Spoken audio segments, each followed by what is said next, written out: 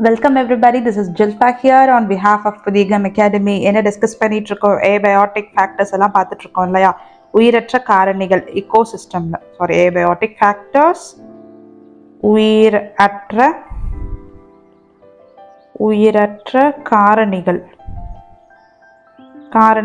அப்படின்னு சொல்லக்கூடிய சூழ்நிலை மண்டலத்துல நம்ம சுத்தி இருக்கக்கூடிய ஈகோசிஸ்டம்ல என்ன ஆகுது, சில ஏபயோட்டிக் ஃபேக்டர்ஸ் இருக்கிறாங்க. யார் யாரு? ஏர், வாட்டர், சாயில், சன்லைட். சன்லைட் என்ன பண்ணுவாங்க? ஃபோட்டோசிந்தசிஸ்க்கு ஹெல்ப் பண்ணுவாங்க. அண்ட் அது ஒரு பிக்கஸ்ட் எனர்ஜி சோர்ஸ். அவங்கள விட்டுட்டு ஏரை டிஸ்கஸ் பண்ணிட்டோம், வாட்டர் இப்போ டிஸ்கஸ் பண்ண போகிறோம். we are going to discuss about one of the abiotic factor, that is water. உயிரற்ற காரணிகளில் ஒன்றான நீர் பற்றி இப்போ டிஸ்கஸ் பண்ணலாம். ஓகே, இப்போ நீர் எப்படி கிடைக்கிது, மழை நீர் எப்படி நமக்கு கிடைக்கிது அப்படின்ற ப்ராசஸ் தான் இது. எவாப்ரேஷன், நீர் ஆவியாதல். டிரான்ஸ்பிரேஷன், பிளான்ட்ஸ்ல தாவரங்கள் பண்ற ஒரு சுவாசம். நம்ம எப்படி பிரீத் பண்றோம் அந்த மாதிரி தாவரங்கள் பண்ற இந்த பிரீத்திங்க டிரான்ஸ்பிரேஷன், சுவாசம் அப்படின்னு சொல்றாங்க. கண்டென்சேஷன்னா ஒடுக்கம். ஓகே, கண்டென்சேஷன் சிம்பிள் என்னன்னா, நம்ம நீர் ஆவி இருக்கு இல்லைங்களா, நீர் ஆவி மேலே போகிற நீர் ஆவி எப்போ ஒரு கூலான சர்ஃபேஸா, இதுக்கு ஒரு இந்த ஆவிக்கு ஒரு வெப்பநிலை இருக்கும். இது அதோட வெப்பநிலையை விட கம்மியாக இருக்கக்கூடிய குளிர்ந்த இடத்த இந்த நீராவி ரீச் பண்ண உடனே இது என்ன ஆகுதுன்னா நீர் துளியா மாறுது. என்னாகுது? நீர் துளியா மாறுது. இந்த ஒரு ப்ராசஸ் தான் என்ன சொல்றோம், ஒடுக்கம், கண்டென்சேஷன் அப்படின்னு சொல்றோம். பெஸ்ட் எக்ஸாம்பிள் என்ன அப்படின்னா, ஒரு தண்ணி கொதிச்சுட்டு இருக்கும்போது அதை ஒரு மூடி போட்டு வச்சோம்னா நீர் துளி ஃபார்ம் ஆகுது. மூடியோட டெம்பரேச்சர் கொஞ்சம் கம்மியா இருக்கும், பட் தண்ணியோட டெம்பரேச்சர் அதிகமா இருக்கும். அந்த மூடியோட டெம்பரேச்சர் கொஞ்சம் கூல் டவுனா இருக்கு. அப்போ இந்த நீராவி போய் மூடியில பட்ட உடனே நீர் துளியா ஃபார்ம் ஆகுது. இதுதான் கண்டென்சேஷன். ஓகே, இப்போ என்னாராங்க, நம்ம கிட்ட இருக்கக்கூடிய லேக், குளம், குட்டை, ஏரி, லேக், பாண்ட், கடல், பெருங்கடல், இதில் இருக்கக்கூடிய, ஏன்னா நம்மளோட எர்த் புவியை சுற்றி என்ன இருக்கு, லேண்டை சுற்றி 3 பங்கு தண்ணி 1 பங்கு லேண்ட், அப்படி தானே நம்ம இருக்கிறோம். ஸோ நம்ம லேண்டை சுற்றி எல்லாமே தண்ணி இருக்கு. இந்த நீர், இந்த லேக், பாண்ட், சி, ஓஷனில் இருக்கக்கூடிய நீர் எல்லாம் இப்போ என்ன ஆகிறாங்க, ஆவியாக மாறுறாங்க. நம்ம கிளவுட்ல மேகத்தை ரீச் பண்ண உடனே என்ன ஆகிறாங்க, ஒடுக்கம் அடைந்து கண்டென்ஸ் ஆகி, கூல் டவுன் ஆகி, கண்டென்ஸ் ஆகி இப்போ என்னவா ஃபார்ம் ஆயிட்டாங்க, வாட்டர் ட்ராப்லெட்ஸா, நீர் துளியா, வாட்டர் ட்ராப்லெட்ஸா ஃபார்ம் ஆயிட்டு இருக்காங்க. இவங்க மட்டும் இல்லாம, இந்த நீர் மட்டும் இல்லாம தாவரங்கள் சுவாசிக்கிறது மூலியமாகவும் என்ன ஆகுது, நம்ம என்ன ஆகுறாங்க, தாவரங்கள் சுவாசிக்கிற போது என்ன ஆகுது அப்படின்னா எவோ டிரான்ஸ்பிரேஷன் அப்படின்னு சொல்றாங்க. அது மூலியமாகவும் நமக்கு வாட்டர் மாலிகுல்ஸ், நீர் ஆவி கிடைக்குது அப்படின்னு சொல்றாங்க. சில நேரத்துல வாட்டர் எக்ஸஸ் வாட்டரை பிளான்ட் இப்படி வெளியே தள்ளுது. அந்த வாட்டரும் நீராவியா மாறி என்ன பண்றாங்க, கிளவுட்ல மேகத்துல போய் நீர் துளியா சேகரிக்க ஆரம்பிக்கிறாங்க. எப்போ அந்த கிளவுட்னால இந்த நீர்த்துளியோட வெயிட்டை தாங்க முடியலையோ அப்போ அது மழை நீரா கீழே கொட்டுது. அப்போ அதிக கான்சென்ட்ரேஷன்ல இருக்கக்கூடிய நீர்த்துளி இருக்கக்கூடிய மேகம் பாருங்க, கருண் நிறத்துல இருக்கு, பிளாக் கலர்ல இருக்கு. ரெயின் வாட்டரா கீழே வராங்க. கீழே வந்த ரெயின் வாட்டரை இப்போ என்ன பண்ணுது, மரங்களுடைய வேர் என்ன பண்றாங்க, பூமிக்கு அடியில அந்த நீர்த்துளியை தள்ளுறாங்க. அது மட்டும் இல்லாம இந்த மாதிரி மழை நீர் வழியறது மூலியமா திருப்பி லேக், பாண்ட், சீல இருக்கக்கூடிய நீரும் ஈக்குவல் ஆயிடுது. முன்ன ஆவியான நீர்த்துளி எல்லாம் இப்ப நிறைஞ்சிடுது. இதனால நிலத்தடி நீரும்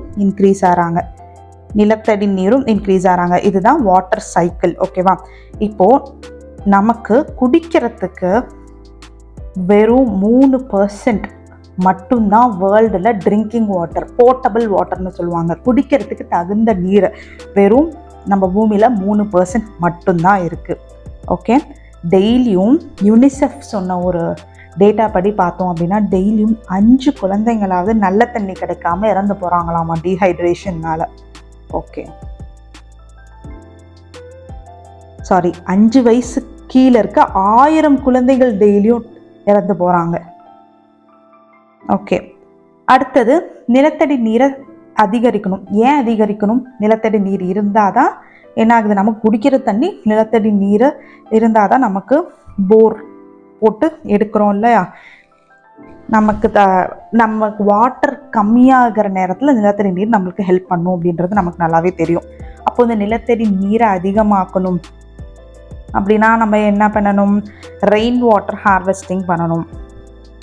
வர மழை நீரை சேகரிக்கணும். அப்போ ரெயின் வாட்டர் ஹார்வெஸ்டிங்கில் இங்கே நம்ம டிஸ்கஸ் பண்ண போகிற மெத்தட் என்னன்னா roof top harvesting. Roof top harvesting அப்படின்றது மேற்கூரை மழைநீர் சேகரிப்பு.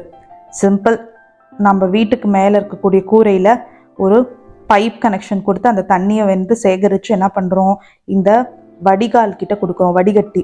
இந்த ஃபில்டரை என்ன பண்ணும், ஏதாவது அந்த பெரிய தூசி இருந்துச்சு அப்படின்னா அதை மட்டும் ஃபில்டர் பண்ணி நல்ல மழை நீரை என்ன பண்ணுது, கீழே அனுப்புது. இது ஒரு பைப்பு மூலியமாக என்ன பண்ணுறோம், டேங்க்குக்கு கொடுத்து டேங்க் ஃபுல்லாக நிறைச்சு நம்ம அந்த தண்ணியை என்ன பண்ணலாம், நம்மளோட தேவைங்களுக்கு டொமஸ்டிக் யூசஸ்க்கு பயன்படுத்திக்கலாம். இல்லை இந்த டேங்க் நிறைஞ்சு வலிஞ்சு ஓடியும் நமக்கு வந்து இன்னும் தண்ணி இருக்குது, மழை நீர் வந்துக்கிட்டே இருக்குது அப்படின்னா அந்த இந்நேரம் நிறைஞ்சிச்சு அப்படின்னா அந்த தண்ணியை கிரவுண்டுக்கு இன்ஃபில்ட்ரேட் பண்ண விட்டுறோம். நிலத்தடி நீராக அதிகரிக்கிறதுக்காக மண்ணு கீழே விட்டுறோம். மண் உறிஞ்சு கீழே விட்டு நிலத்தடி நீர் இப்போ அதிகமாகும். நிலத்தடி நீர் அதிகமானால் என்ன ஆகும், நல்லாவே எங்களுக்கு தெரியும். நம்ம விவசாயத்துக்கும் பயன்படுத்துகிறோம், டெய்லி யூசஸ்க்கும். போர் இல்லாத வீடுங்களே கிடையாது இல்லையா. 1500 ஃபீட் வரைக்கும் இப்போ போர் ஹோல் போட்டு தண்ணி எடுத்துகிட்ருக்கோம். இனி போக போக தண்ணி இல்லாமல் போகாமல் நம்ம தடுக்கணும் அப்படின்னா கிரவுண்ட் வாட்டர் ஹார்வெஸ்ட் பண்ணுறதை விட்டுட்டு வேறு வழி கிடையாது. ஓகே, நெக்ஸ்ட் பார்க்க போகிற மெத்தட் என்னன்னா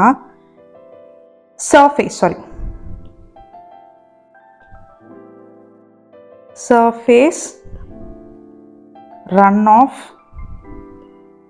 ரெயின் வாட்டர் ஹார்வெஸ்டிங். சிம்பிளான ஒன்று தான். Surface run off rain water harvesting அப்படின்றது தரைவழி மழைநீர் வடிகால் அமைப்பு. தரைவழி மழைநீர் வடிகால் அமைப்பு. ஓகே, அப்போ இது என்ன, இந்த நேம்ல இருந்தே நமக்கு நல்லா தெரியுது. சர்ஃபேஸ் ரன் ஆஃப், அதிகமாக மழை பெய்யுது, சாலையில் நிலத்துல எல்லாம் தண்ணி வழிஞ்சு ஓடுது. இந்த வழிஞ்சோர தண்ணீர் தேவையில்லாமல் சீவேஜ்க்கு டிச்சுக்கு போகிறத தடுத்து இந்த மழை நீரை சேகரிக்க நம்ம பார்க்கணும். எப்படி சேகரிக்கலாம் அப்படின்னா, நம்ம எந்த இடத்துல தண்ணி வந்து நிற்குமோ, சாலையில் வழிஞ்சோடுற தண்ணி எந்த இடத்துல வந்து நிற்குமோ அந்த இடத்துல ஒரு குழி தோண்டி வச்சிடுறோம். மழை நீர் சாலையில் வழிஞ்சோடி இந்த குழியில் என்ன ஆகுது, இதுதான் மேன்மேட் லேக், ஏரி சொல்கிறோம்ல. ஓகே, அப்போது இது என்ன பண்ணுறோம், தண்ணியை ஸ்டோர் பண்ணுறோம். இந்த தண்ணியை எடுத்து யூஸ் பண்ணிக்கலாம். நம்ம டொமஸ்டிக் யூஸ் பண்ணிக்கலாம், வீட்டு தேவைங்களுக்கு யூஸ் பண்ணிக்கலாம். வெசல் வாஷிங் எல்லாத்துக்கும் யூஸ் பண்ணுறோம். இந்த தண்ணியை எடுத்து துவைக்கிறோம். இந்த தண்ணியில் அக்ரிகல்ச்சருக்கு யூஸ் பண்ணுறோம். இந்த மாதிரி நம்ம மழை வரப்போ அந்த தண்ணியை யூஸ் பண்ணிக்கலாம். And some of the water என்ன ஆகுது, இந்த தண்ணியிலேருந்து மண்ணுக்குள்ளே இன்ஃபில்ட்ரேட் ஆகி கிரவுண்ட் வாட்டரும் இன்க்ரீஸ் ஆகிறதுக்கான சான்சஸ் இருக்குது. இப்போது இந்த மாதிரி நம்ம ஸ்டோர் பண்ணும் போது நம்ம கவனிக்க வேண்டிய விஷயம், தண்ணி கம்மியாக ஆரம்பிக்குது அப்படின்னா அதில் ஏதாவது புழு ஏதாவது ஃபார்ம் ஆகுதா, கொசு ஃபார்ம் ஆகுதா அப்படின்றத கவனிச்சுக்கிட்டே இருக்கணும். நம்ம இந்த மாதிரி குழி ஃபார்ம் பண்ணி ஒரு ஏரி மாதிரி, அதாவது சின்னதாக நம்ம ஒரு கிணறு மாதிரி பண்ணுறோம் அப்படின்னா அதில் கவனிக்கணும். இல்லை பெரிய ஊருங்களுக்கு நடுவில் கூட இந்த மாதிரி ஏரி கட்டுவாங்க, தூர்வாடுறாங்க. அது வந்து ஏரி தூர்வாறுதல்ன்றது வேற, ஏரி கன்ஸ்ட்ரக்ட் பண்ணுறாங்கன்னு வச்சுக்கோங்க, அதெல்லாம் வந்து பெரிய வாட்டர் பாடி, அதெல்லாம் நம்ம ஒன்றும் ஆக போகிறதில்ல. நம்ம யூஸ் பண்ணிடுறோம், ட்ரை ஆகுது, அடுத்தது மழை நீர் வருது, ரெய்னி சீசன் வந்தால் தண்ணி ஃபில் ஆகுது, மறுபடியும் யூஸ் பண்ணுறோம், மறுபடியும் ட்ரை ஆகும். This is ground water surface run off rain water harvesting, தரைவழி மழை நீர் வடிகால் அமைப்பு. Okay, next sources of water pollution. Sources of water pollution. Water, அதாவது நீர் மாசுபடுதல், எது மூலியமா நீர் மாசுபடுது? Sewage and waste water. நம்மளோட டிச்சு தண்ணிகள் இருக்கு இல்லையா, சாக்கடை தண்ணீர், அதை நம்ம வீட்டில் இருந்து, டாய்லெட்டில் இருந்து, பாத்ரூமில் இருந்து வெளியே வர தண்ணியை என்ன பண்ணணும்? வேஸ்ட் வாட்டர் ட்ரீட்மெண்ட் பிளான்ட்டுக்கு அனுப்பி அந்த சாக்கடை தண்ணீரை நல்ல தண்ணீராக மாற்றி அதுக்கப்புறம் அதை ரிவரில் கலக்க விடணும். இல்லை டைரெக்டாக சீவேஜ் வாட்டரையும் வேஸ்ட் வாட்டரையும் கொண்டு போய் ரிவரில் கலந்தோம் அப்படின்னா வாட்டரை கண்டாமினேட் பண்ணும். Marine dumping. ஸோ இப்போ நம்ம ஷிப்பில் போகிறோம், தேவையில்லாத பிளாஸ்டிக் வேஸ்ட்டை தூக்கி கடலில் போடு பண்ணுறோமா? பீச்சுக்கு போகிறோம், எல்லா வேஸ்ட்டையும், பிளாஸ்டிக் ஜூஸ் குடிப்போம், அங்கேயே தூக்கி போட்டுட்டு வருவோம். இதனால் என்ன ஆகுது? Water, marine sea water pollute ஆகிறாங்க. அது மட்டும் இல்லாமல் என்ன ஆகுது? அங்கே இருக்க ஆர்கானிசம்ஸும், அனிமல்ஸும், விலங்குகளும் பாதிக்கப்படுறாங்க. Next industrial waste.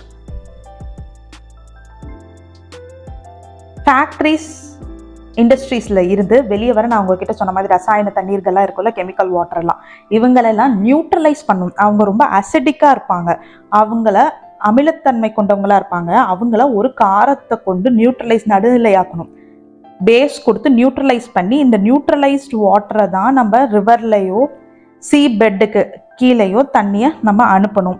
ஆனால் நம்ம இண்டஸ்ட்ரீஸில் என்ன பண்ணுறாங்க? டைரெக்டாக ரிவரில் கலந்து விட்டுறாங்க. அதனால ரிவர் வாட்டர் பொல்யூட் ஆகுது, கண்டாமினேட் ஆகுது. ரேடியோ ஆக்டிவ் வேஸ்ட் அப்படின்னா நமக்கே தெரியும், ஒரு சில கதிர்வீச்சு கொடுக்கக்கூடிய கழிவுங்கள்லாம் இருக்காங்க இல்லையா, அவங்கள நம்ம அந்த கதிர்வீச்சை எங்கே பயன்படுத்துகிறோம்? மெடிக்கலில் பயன்படுத்துகிறோம், மெடிசின், அதாவது மெடிக்கல் ஃபீல்டெல்லாம் பயன்படுத்துகிறோம்ல, எங்கள் மருத்துவத்துறையில் பயன்படுத்துகிறோம். எதுக்காக? கேன்சர் கட்டிங்களெல்லாம் உடைக்கிறதுக்கு பயன்படுத்துகிறோம் இல்லையா? இந்த ரேடியோ ஆக்டிவ் எலமெண்ட்ஸை, இந்த கதிர்வீச்சு தனிமங்கள் கொடுக்கக்கூடிய தனிமங்களை, வேஸ்ட்டை, கழிவுகளை என்ன பண்ணணும் அப்படின்னா, மண்ணுக்கு அடியில், நம்ம சாயிலில் இருக்கு இல்லையா, மண்ணுக்கு அடியில் பல சென்டிமீட்டர் கீழே ஒரு சிமெண்ட் கான்க்ரீட்டான, கொஞ்சம் சென்டிமீட்டர் கீழே சிமெண்ட் கான்க்ரீட் இருக்கு இல்லையா, கான்க்ரீட்டில் ஒரு குழி கட்டணும். குழி கட்டிட்டு இதை சுற்றி என்ன பண்ணணும்? இந்த ரெஃப்ளெக்டார்ஸ் அப்படின்னு சொல்லக்கூடிய, நம்ம நியூக்ளியர் ரெஃப்ளெக்டார்ஸ் படித்தோம், நியூக்ளியர் ஃபிசிக்ஸ் சாப்டரில் நம்ம டிஸ்கஸ் பண்ணும்போது அந்த அணு உலை படித்தோம் இல்லையா, அதில் நியூக்ளியர் ரெஃப்ளெக்டார்னு எதிரொலிப்பான் மாதிரி ஒன்று வச்சுருப்பாங்க. அதை ஃபுல்லாக இங்கே ஒரு மானிட்டரும் வைக்கணும். இது ஃபுல்லாக ரெஃப்ளெக்டார் என்ன பண்ணும்? இன்கேஸ் இங்கே உள்ளே இருக்கிற ரேடியோ ஆக்டிவ் வேஸ்ட் மூலியமாக உருவாகிற கதிரை உள்ளேயே திருப்பி அனுப்பிடும், வெளியே விடாது. ரெஃப்ளெக்டார் வச்சு கன்ஸ்ட்ரக்ட் பண்ணணும். அதுக்கப்புறம் உள்ள ரேடியோ ஆக்டிவ் வேஸ்ட்டை டம்ப் பண்ணி இந்த கான்க்ரீட் பில்டிங்கை சீல் பண்ணிடணும். மானிட்டர் எதுக்கு அப்படின்னா, சென்சார் எதுக்கு அப்படின்னா, இன்கேஸ் எங்கேயாவது இந்த கான்க்ரீட்டில் ஓட்டை விழுந்துருச்சு, கிராக் விழுந்துருச்சு அப்படின்னா, இந்த சென்சார் நமக்கு சொல்லிடும் கிராக் விழுந்துருச்சு அப்படின்னு. ஏன்னா இந்த ரேடியோ ஆக்டிவ் இந்த கான்கிரீட் பில்டிங்ல ஒரு கிராக் விழுந்து உள்ள இருக்க கதிர்வீச்சு வெளியே வந்துச்சு அப்படின்னா கிரவுண்ட் வாட்டர், நிலத்தடி நீரை இது பாதிக்கும். ஓகே, ஆயில் பொல்யூஷன் நல்லாவே நமக்கு தெரியும். நம்ம பெட்ரோலியம் ப்ராடக்ட்ஸ் படிக்கும் போது படித்தோம். மெக்சிகோ அந்த மாதிரி இடத்துலலாம் என்ன ஆகுது? ஆயில் மைன், பெட்ரோலியம் சுரங்கங்கள்லாம் இருக்குது. சீபெட்ல இருந்து, ரிவர் படுக்கையிலேருந்து என்ன பண்ணுறாங்க, ஏரி படுக்கை அந்த இருந்து என்ன பண்ணுறாங்கன்னா, புதை படிம பொருள்கள் சொல்லக்கூடிய ஃபாசில் ஃபியூவல்ஸை, பெட்ரோலியம் ப்ராடக்ட்ஸை, கச்சா எண்ணெயை உறிஞ்சி எடுக்கும் போது அந்த பைப்லைனில் ஏதாவது லீக் ஆணுச்சு அப்படின்னா கடல் நீரை ஃபுல்லாகவே என்ன ஆகுது? இது பொல்யூட் பண்ணுது, மாசுபடுத்துது. அது மட்டும் இல்லாமல் கப்பல்களில் இருக்கக்கூடிய என்ஜின் ஆயில் லீக், கப்பல்களில் என்ன ஆயில் யூஸ் பண்ணுவாங்க? ஃபியூவல் யூஸ் பண்ணுறாங்கல்ல, அந்த ஆயில் லீக் ஆகும் போதும் நம்ம சீ வாட்டர் பாதிக்கப்படுது, மாசுபடுது. ஓகே, நான் சொன்னேன் இல்லையா அண்டர் கிரவுண்ட் ஸ்டோரேஜ், இதே கான்செப்ட் தான். அண்டர் கிரவுண்ட் ரேடியோ ஆக்டிவ் வேஸ்ட்டை ஸ்டோர் பண்ணோம் அப்படின்னா அதில் நடக்கிற லீக்கேஜஸ்னாலையும், நம்ம வெடிப்பொருள்கள்லாம் ஸ்டோர் பண்ணி வைக்கிறோம்னு வச்சுக்கோங்க, அதில் ஏதாவது ஒரு ரியாக்ஷன் நடந்த ஒரு பொருள் வெடிக்குது அப்படின்னாலும் அங்கே இருக்கக்கூடிய கிரவுண்ட் வாட்டர் பாதிக்கப்படுது. தென் அட்மாஸ்பியரிக் டெபாசிஷன், ஒன்றுமே இல்லை, நம்ம அமில மழை பார்த்தோம் இல்லையா, ஆசிட் ரெயின். என்ன பண்ணுவாங்க, இண்டஸ்ட்ரீஸ் ஃபேக்ட்ரிஸ்லேருந்து என்ன ஆகுது, நைட்ரஸ் ஆக்சைடும் சல்ஃபர் ஆக்சைடும் ரிலீஸ் ஆகி என்ன பண்ணுறாங்க, க்ளவுட்ஸில் மேகத்தில் இருக்கக்கூடிய வாட்டர் H2O இணைஞ்சு சல்ஃபியூரிக் ஆசிடாகவும் நைட்ரிக் ஆசிடாகவும் கன்வெர்ட் ஆகி அமிலமலையாக பொழியிறாங்க இல்லையா. அப்போ மேகத்தில் போய் டெபாசிட் ஆகும் போது அங்கே இருக்க நீர்த்துளிகளை பாதிக்கிறது மட்டும் இல்லாமல் ரெயின் வாட்டரையும் இது கண்டாமினேட் பண்ணுது, என்ன பண்ணுது, மாசுபடுத்துது.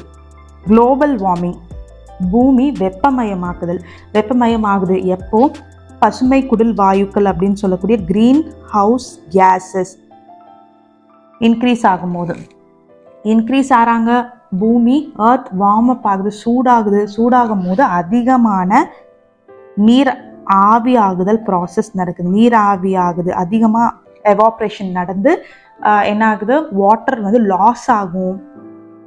அண்ட் பூமி வந்து ஹீட் ஆக ஆரம்பிக்கிறதுனால எப்படி இப்போ வாட்டர் வந்து இங்கே என்ன ஆகுது, லாஸ் ஆக ஆரம்பிக்குது. இது மாதிரி குளோபல் வார்மிங். அண்ட் ஆல்சோ என்ன ஆகும்னா, பூமி வெப்பமயமாகுதல்ன்றனால சீ, லேண்டு, ஏரி, குளம், குட்டையில் இருக்கிற மீன்கள் இருக்கு இல்லையா, வாட்டர் அதிகமாக வந்து வார்ம் ஆகிடும். அங்கே இருக்கக்கூடிய அனிமல்ஸ் எல்லாம் டெத் ஆகிறாங்க. ஒருவேளை இந்த டெத் ஆகிற மீன்களை இறந்து போகிற தண்ணியை ஹியூமன் குடித்தாங்க அப்படின்னா அவங்களுக்கு டிசீசஸ் கிரியேட் ஆகும். இந்த மாதிரி பொல்யூட் பண்ணுது குளோபல் வார்மிங். தென் யூட்ராஃபிகேஷன் அப்படின்றத நம்ம ஃபெர்டிலைசர்ஸ் அப்படின்ற கெமிஸ்ட்ரி சாப்டரில் டிஸ்கஸ் பண்ணியிருப்போம். யூட்ராஃபிகேஷன் அப்படின்றது சிம்பிள், ஒன்றுமே இல்லை. நம்ம ஒரு அக்ரிகல்ச்சர் லேண்ட் இருக்குது, அதுக்கு பக்கத்தில் ஒரு ஏரி இருக்குது. அதிகமாக ஃபர்டிலைசர் யூஸ் பண்ணாங்க அப்படின்னா மழை பொழியும் போது இந்த ஃபர்டிலைசர்ஸ்லாம் வாஷ்ட் ஆகி பக்கத்தில் இருக்க ஏரியில் போய் கலக்கிறாங்க. கலந்தா என்னாகும், ஏரியில் இருக்கக்கூடிய ஃபைட்டோபிளாங்க்டான்ஸ்னு சொல்லக்கூடிய தாவரங்கள், நீர் தாவரங்கள்லாம் என்ன பண்ணுறாங்க, அதிகமாக வளர்ந்து ஆல்கல் ப்ளூம் கிரியேட் ஆகிறாங்க. ஃபுல்லாக பாசி மாதிரி படிஞ்சிடுறாங்க.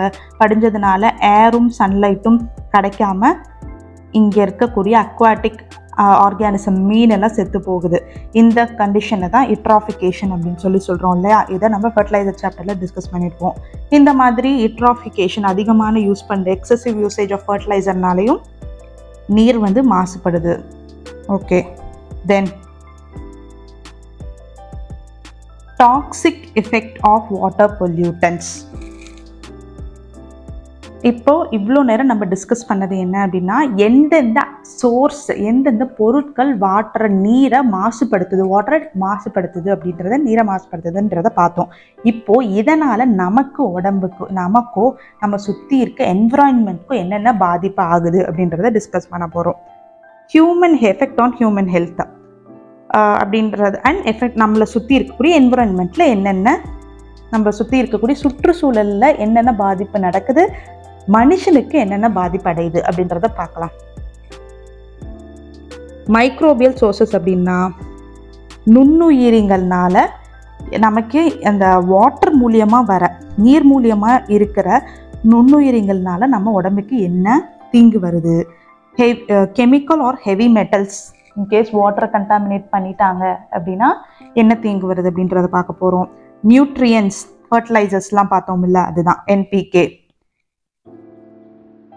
உரங்கள்னால, அதிகமாக உரங்கள் யூஸ் பண்ணுறதுனால வரக்கூடிய பாதிப்புகள். உப்பு தன்மை அதிகரிக்கிறதுனால, அப்போ இது என்னது, கெமிக்கல்னால தான், ஒரு வேதிப்பொருள்னால தான். உப்பு தன்மை வாட்டரில் அதிகமாகிறதுனால என்னென்ன தீங்கெல்லாம் நமக்கு விளையுது, என்விரான்மெண்ட்க்கு நடக்குது. ஆர்கானிக் பொல்யூட்டன்ஸ், இதை பெர்மனன்ட் POP அப்படின்னு சொல்கிறாங்க, பெர்மனன்ட் ஆர்கானிக் பொல்யூட்டன்ஸ். இது என்னென்னா இன்செக்டிசைட் அப்படின்ற பூச்சிக்கொல்லிங்க, இன்செக்டிசைட்ஸ் பூச்சிக்கொல்லிங்க. அடுத்தது வந்து like insecticides and pesticides use பண்ணுறோம் இல்லையா, அந்த பெஸ்டிசைட்ஸ் எல்லாம் மழை வரும்போது என்ன ஆகுது, வாட்டரை பொல்யூட் பண்ணுது அப்படின்னு, வாட்டரை மாசுபடுத்துது. எப்படி வலிஞ்சு ஓடி ஏரிக்குள்ள கலந்து வாட்டரை மாசுபடுத்துது அப்படின்றத படித்தோம். எக்ஸாம்பிளுக்கு எண்டோசல்ஃபான் டிடிடி. டிடிடி அப்படின்னா dichloro diphenyl trichloro ethane. Dichloro diphenyl trichloro ethane அப்படின்ற டிடிடி இன்செக்டிசைடும் எண்டோசல்ஃபானும் தான் மிகப்பெரிய வெரி டிராஸ்டிக் எஃபெக்டை நமக்கு வாட்டர் பொல்யூட் பண்ணுறதுலேருந்தும் சரி, என்விரான்மெண்ட்டை பொல்யூட் பண்ணுறதும் சரி. அதனால தான் ரொம்ப டிராஸ்டிக் எஃபெக்டை மனுஷனுக்கு கொடுக்குறாங்க. இதனால தான் டிடிடியோட யூசேஜை அக்ரிகல்ச்சருக்கு பண்ணக்கூடாதுன்னு இந்தியா பேன் பண்ணிட்டாங்க. இருந்தாலும் நம்ம டிடிடியை கொசுவை கொல்றதுக்காக யூஸ் பண்ணிட்டு தான் இருக்கும். இதனால காற்று பாதிக்கப்படுது, வாட்டரும் பாதிக்கப்படுறாங்க. தென் டயாக்சின்ஸ் அப்படின்ற நம்மளோட இலை ட்ரீஸ்ல இருந்து விழுகும் இல்லையா, காஞ்ச இலைங்க, அந்த இலைய அப்புறம் களை எல்லாத்தையும் களை செடிங்க எல்லாத்தையும் எரிக்கிற பழக்கம் நமக்கு இருக்கு இல்லையா. அந்த மாதிரி ஆர்கானிக் மேட்டர்ஸை எரிக்கும் போது என்ன ஃபார்ம் ஆகுது, டயாக்சின்ஸ் அப்படின்னு ஃபார்ம் ஆகுது. இந்த டயாக்சினும் ஒரு பிஓபி தான், ஒரு ஆர்கானிக் பொல்யூட்டன்ட் தான். தென் எலக்ட்ரிக்கல் வயர்ஸ் எல்லாம் ப்ரிப்பேர் பண்ணுறதுக்காக பாலிக்ளோரினேட்டட் பைஃபினைல் அப்படின்னு சொல்லி ஒரு காம்பவுண்ட் இருக்கு. பாலிக்ளோரினேட்டட் பைஃபினைல் இவங்களும் ஒரு பிஓபி. இவங்களும் அதிகமாக நம்ம என்விரான்மெண்ட்டை மாசுபடுத்துகிறாங்க. இப்போது காரணிகள் எல்லாத்தையும் நம்ம டிஸ்கஸ் பண்ணிட்டோம். இவங்க என்ன பண்ணுறாங்கன்றத இப்போ பார்க்கலாம். ஸோ இதெல்லாம் நோட் பண்ணிக்கோங்க. I am going to rub it. Okay, இப்போது மைக்ரோபியல் சோர்சஸ் அப்படின்னா சிம்பிள். இப்போது நம்ம என்ன பண்ணுறோம், ஒரு ஏரி பக்கத்தில் டீஃபிகேட் பண்ணுறோம். குழந்தைங்க மோஷன் போகிறாங்க ஏரி பக்கத்தில். அந்த என்ன ஆகுது, அப்போது அந்த மோஷனில் இருக்கக்கூடிய தேவையில்லாத தீங்கு விளைவிக்கக்கூடிய மைக்ரோ ஆர்கானிசம்ஸ்லாம் இருக்கிறாங்க. அது தண்ணியில் கலக்குது.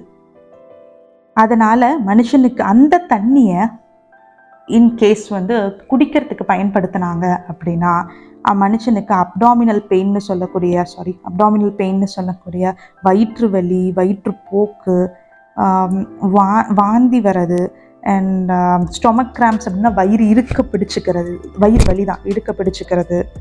தென் நாசியா, வாமிட் வர மாதிரி ஒரு சென்சேஷன், தலைவலி, இதெல்லாம் நடக்குது.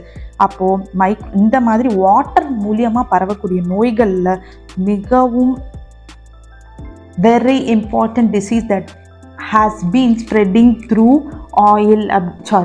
water அப்படின்னா குளோரின் எழுதியிருக்கேன், காலரா,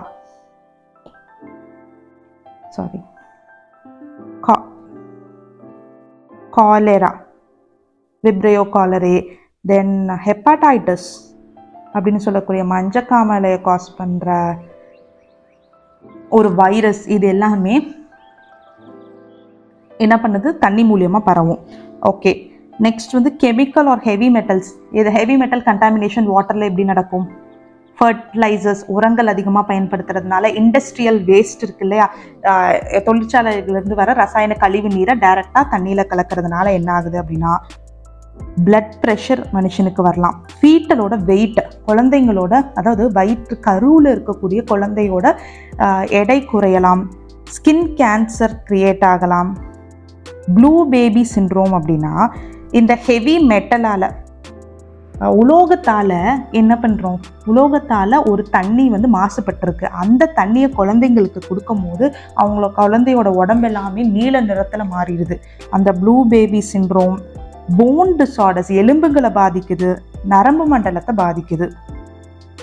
என்விரான்மெண்ட்டில் என்பிகே அந்த மாதிரி உரங்கள் அதிகமாக பயன்படுத்துறதுனால என்னென்ன பாதிப்பை அடையுது என்விரான்மெண்ட், நம்ம சுற்றுச்சூழல் அப்படின்னா நமக்கே தெரியும். ஆல்கல் ப்ளூம் அப்படின்ற அந்த பாசி அதிகமாக வளர்ந்து, நான் கூட உக்கடம் லேக் சொன்னேன் இல்லையா, உக்கடம் அப்படின்னு சொல்லி கோயம்புத்தூரில் ஒரு ஏரியா இருக்குது. ஆகாயத்தாமரை படர்ந்து இருக்கும். இந்த மாதிரி ஆகாயத்தாமரை படர்ந்துச்சு அப்படின்னா சன்லைட்டும் ஆக்சிஜனும் உள்ளே போகாமல் விலங்குகள் இறந்து போகிறாங்க. மீன்கள், அக்வாட்டிக் ஆர்கானிசம் கடலில் வாழக்கூடிய விலங்குகள்லாம் இறந்து போகிறாங்க. தென் இந்த ஆக்சிஜன் கம்மியாகிறது. தென் அக்வாட்டிக் லைஃப், கடலில் இருக்கக்கூடிய ஆர்கானிசம்ஸ்லாம் இறந்து போகிறாங்க. தென் உப்புத்தன்மை அதிகமாக ஆகுது தண்ணியில். அப்போ அந்த உப்புத்தன்மை அதிகமாக இருக்கக்கூடிய தண்ணியை நம்ம தாவரத்துக்கு கொடுத்தோன்னா தாவரம் இறந்துடும். அதனால் தாவரம் இறந்துருச்சு அப்படின்னா அங்கே கிடைக்கக்கூடிய அறுவடை கம்மியாகுது. அறுவடை கம்மியாச்சு அப்படின்னா ஒரு கண்ட்ரியோட எக்கானமி, அக்ரிகல்ச்சர் தான் நம்ம கண்ட்ரியோட பேக் போனே, நம்ம கண்ட்ரியோட பொருளாதாரமே அங்கே தடைப்படுது. அண்ட் ஆல்சோ உப்பு தண்ணி அதிகமாகும் போது நல்ல தண்ணியோட கான்சன்ட்ரேஷன் அங்கே கம்மியாகுது. நமக்கு குடிக்கிறதுக்கு தேவையான தண்ணி அங்கே இல்லாமல் போகுது. தென் நான் உங்களுக்கு சொன்னேன் ஆர்கானிக் பொல்யூட்டன்ஸ் அப்படின்னா இன்செக்டிசைட்ஸ், பிஓபி சொன்னேன், பர்மனன்ட் ஆர்கானிக் பொல்யூட்டன்ஸ். இவங்க என்ன பண்ணுறாங்க அப்படின்னா தண்ணியை மாசுபடுத்திடுறாங்க, அதுவும் ட்ரிங்கிங் வாட்டரை. இந்த தண்ணியை என்ன பண்ணுது, குட்டி குட்டி ஃபிஷ் எல்லாம் இந்த தண்ணியை குடிச்சு தானே அந்த தண்ணியில் இருக்கக்கூடிய டிசால்வ்டு ஆக்சிஜனை எடுத்துக்கிட்டு தானே வளருது. இதை சாப்பிட்ற பெரிய ஃபிஷ் இருக்காங்க, இந்த பெரிய ஃபிஷ்ஷை சாப்பிட்ற கரடி இருக்காங்க, பியர் இருக்காங்க. ஓகே, நான் உங்களுக்கு எனர்ஜி லெவல் டிஸ்கஸ் பண்ணும் போதே சொல்லியிருக்கேன். இந்த கடைசியில் இருக்கிற எனர்ஜி லெவல் டிஸ்கஸ் பண்ணும்போது கடைசியில் இருக்க ஆர்கானிசம் எடுத்துக்கிற கெமிக்கலை விட இந்த மேலே இருக்கிற ஆர்கானிசம் தான் அதிகமான கெமிக்கலை, அவங்க தான் அன்வான்ட் கெமிக்கல் ரிசர்வாயர் அப்படின்னு சொன்னல, அவங்க தான் அதிகமாக கெமிக்கலை வாங்கிக்கிறாங்கன்னு சொன்னல. அப்போது இங்கே இருக்கிற குட்டி மீனுங்க சாப்பிட்ற அந்த கெமிக்கலி கண்டாமினேட்டட் வாட்டரை, வேதிப்பொருட்கள் இருக்கக்கூடிய குடிக்கிற குடிநீரை குட்டி மீன்கள் எடுத்துக்குது. இந்த குட்டி மீன் ப்ளஸ் கண்டாமினேட்டட் வாட்டர், அந்த வேதியியல் பொருட்கள் கலந்துருக்கக்கூடிய குடிநீரை என்ன பண்ணுது, பெரிய மீன் சாப்பிடுது. அப்போது இங்கே 20% இருந்துச்சு அப்படின்னா இங்கே 50% கெமிக்கலை இந்த மீன் சாப்பிடுது. இந்த பெரிய மீனை ஒரு கரடி சாப்பிடும் போது 90% கெமிக்கலை அவங்க எடுத்துக்கிறாங்க. இந்த ப்ராசஸ் தான் பயோ அக்யூமுலேஷன் அப்படின்னு சொல்கிறாங்க. அப்போது இந்த மீனை நம்ம சாப்பிட்டோம் அப்படின்னாலும் நமக்கும் பெரிய பாதிப்பை அது கொடுக்குது. இப்போது நம்மளோட கங்கா அப்படின்னு சொல்லக்கூடிய கங்கை இருக்குல்ல, புனித கங்கைன்னு சொல்லுவோம் இல்லையா, இந்த கங்கை கடல், இந்த கங்கை நீர் இருக்கு இல்லையா, கங்கை ஆறு, இந்த ஆறு இந்தியாவில் அழிஞ்சிட்டு வர எக்ஸ்டின்ட் ஆகிட்டு இருக்க one of the 10 extinct river, அதாவது என்ன பண்ண என்டேஞ்சர்ட் ரிவர்னு சொல்கிறாங்க. அழிஞ்சு போகக்கூடிய ஒன் ஆஃப் த 10ல் ஒரு ரிவராக இந்த கங்கை நீர் இருக்குது அப்படின்னு சொல்கிறாங்க. எதனால் அப்படின்னா கங்கையை சுற்றி இருக்கக்கூடிய 5000த்திற்கும் மேற்பட்ட இண்டஸ்ட்ரீஸ் என்ன பண்ணுறாங்க அப்படின்னா அவங்களோட கழிவு நீரை எந்த ரீசைக்கிளிங்கும் எந்த நியூட்ரலைசேஷனும் பண்ணாமல் டைரெக்டாக கங்கையில் கொண்டு வந்து கொட்டுறாங்க. இவங்க கங்கை அழிய போகிறாங்க அப்படின்னு சொல்லி நம்ம ரிசர்ச் பண்ணி தெரிஞ்சிட்டதுக்கு அப்புறம் சயின்டிஸ்ட்லாம் என்ன பண்ணுறாங்க, 3 மாதமோ 6 மாதத்துக்கு ஒரு தடவை நீங்கள் கோலிஃபார்ம் டெஸ்ட்டை கண்டிப்பாக பண்ணி ஆகணும் அப்படின்னு சொல்கிறாங்க. ஸோ இது மூலியமாக நம்ம கொஞ்சம் கொஞ்சமாக கங்காவை ரிவர் கேஞ்சஸை ரெக்கவர் பண்ணிடலாம் அப்படின்னு சொல்கிறாங்க. என்ன பண்ணுறாங்க அப்படின்னா கங்காலேருந்து ஒரு சாம்பிள் வாட்டர் எடுத்துகிட்டு வந்து இந்த மாதிரி பெட்ரி பிளேட்டில் என்ன பண்ணுறாங்க, இப்படி பிளேட் பண்ணுறாங்க. அந்த தண்ணியை இந்த மாதிரி பிளேட் பண்ணிடுவாங்க. இதை அடுத்த நாள் வந்து பார்க்கும்போது இதில் ஆர்கானிசம்ஸ் வளர்ந்துருந்தாங்க அப்படின்னா அந்த வாட்டர் கண்டாமினேட் ஆகிருக்கு. யாரால் அப்படின்னா கோலிஃபார்ம்ஸ் பாக்டீரியாவில். கோலிஃபார்ம்ஸ் அப்படின்னா ஈகோலை, எசரிஷியா கோலை, அந்த சூடோமோனாஸ் அப்படின்ற பாக்டீரியாக்கள். இவங்கெல்லாம் எங்கே இருப்பாங்க அப்படின்னா மனுஷனோட கட் ரீஜன், வயிற்றில் இருப்பாங்க. அப்போ உங்களுக்கு நல்லாவே புரிஞ்சிருக்கும் இந்த கங்கையில் இருக்கக்கூடிய இந்த புனித நீரானது என்னாகுது, மனுஷனோட கழிவுகளால் என்னாகுது, கலப்படம் பட்டிருக்கு, அதாவது மாசுபடுத்தப்பட்டிருக்கு அப்படின்னு நம்மளால் நல்லா தெரிஞ்சுக்கலாம். நம்ம கண்டாமினேட் ஆகிருக்கு. அதனால தான் என்ன பண்ணுறாங்க, government 6 months or 3 months once இந்த டெஸ்ட்டை ரன் பண்ணிக்கிட்டே இருக்கிறாங்க. So as to lower the count of coliform bacteria. Coliform பாக்டீரியாவை கம்மி பண்ணிட்டோம் அப்படின்னா அந்த இடத்துல வந்து அந்த நீர் சுத்தமாக இருக்குது அப்படின்னு நம்ம நம்பலாம். இல்லை கோலிஃபார்ம் அந்த பாக்டீரியாவோட அளவு அந்த பிளேட்டில் அடுத்த நாள் வந்து பார்க்கும்போது அதிகமாக இருந்துச்சு அப்படின்னா ரொம்ப மாசுபட்டிருக்கு, அதிகமாக மாசுபட்டிருக்குன்னு நம்ம கன்ஃபார்ம் பண்ணிக்கலாம். ஸோ இந்த டெஸ்ட்டை கண்டிப்பாக ரன் பண்ணணும்னு சொல்லி கவர்மெண்ட் அவங்களால முடிஞ்ச ஸ்டெப்ஸை எடுத்துகிட்டு இருக்காங்க. நம்மளால் முடிஞ்ச ஸ்டெப்ஸை எடுத்து நம்மளை சுற்றி இருக்கிற என்விரான்மெண்ட்டில் சுற்றி இருக்க ஏர், வாட்டர், சாயில் எல்லாத்தையும் பொல்யூட் பண்ணாமல் பாதுகாக்கணும். This is about the entire water and water contaminants, water பொல்யூஷன்ற சாப்டர் முடிச்சிட்டோம். சாயில் அப்படின்ற சாப்டர் நெக்ஸ்ட் வீடியோவில் டிஸ்கஸ் பண்ணலாம். தேங்க்யூ ஸோ மச் ஃபார் வாட்சிங் இட்.